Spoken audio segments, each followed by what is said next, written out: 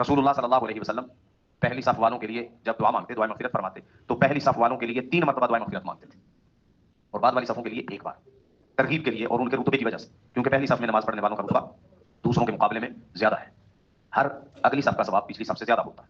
सबसे ज्यादा सवाब पहली सफ वालों को। अल्लाह की जो रहमत उतरती है नमाज पढ़ते हुए सबसे पहले इमाम के ऊपर नाज़िल होती है, फिर उसके साथ जो सफ है उसके ऊपर दाएं जानिब जाती है अल्लाह की रहमत, फिर उसके बाद बाएं जानिब, फिर पिछली सफ की बारी आती है। तो इस एतबार से भी जो रहमत का नुज़ूल है पहले अगली सफ वालों पे होता है, इसलिए पहली सफों का खुसूसी ख्याल रखना चाहिए। और आखिरी बात, एक मशहूर उसूल ज़ाब्ता है, मन का सूरा कलामू का सूरा खता हो।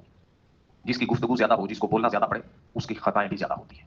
चूंकि फजर का दर्स, असर का दर्स ये तो हमारे यहाँ मुस्तकिल है, और फिर रमज़ान में इसका दौरानिया बढ़ जाता है जिसमें गुफ्तगू ज्यादा करनी पड़ती है। यकीनन इसमें कमियां कोताहियां हुई, मैं तस्लीम करता हूँ, कई सारे अहबाब का दिल भी दुखा, इसलिए इन सारी बातों पे मैं सबसे माफी चाहता हूँ। जिसको मेरी बातों का दुख हुआ हो, कोई ऐसी बात जो उसके लिए खुसूसी तौर पर दुख का बायस बनी हो, तो उस हवाले से मैं सबसे माफी चाहता हूँ। जिसको मेरी बात का दुख हुआ हो वो मुझे अल्लाह की रजा के लिए माफ कर दे, क्योंकि बहरहाल बोलना तो पड़ता है, बोले बगैर तो चारा भी नहीं है, लेकिन कसूरा खता हो, खताएं भी होती हैं।